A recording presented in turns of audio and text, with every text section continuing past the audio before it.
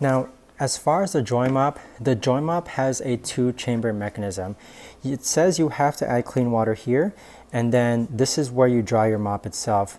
But the thing with this, right, is that when you're drying the water, notice how the water gets ringed into the clean water here. So basically the dirty water gets ringed back into here.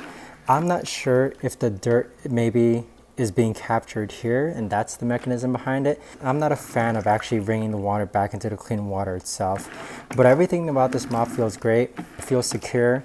I honestly do love wringing this one a lot more than I like wringing this one, just because it feels a lot more like smooth. But even so, as you can see, the water's ringing into the clean water, even though this is supposed to be the dry side. To me, this design doesn't make sense, but maybe I'm using it incorrectly, or maybe only the physical debris is supposed to be being placed here, and then the dirty water or the clean water is supposed to be placed here.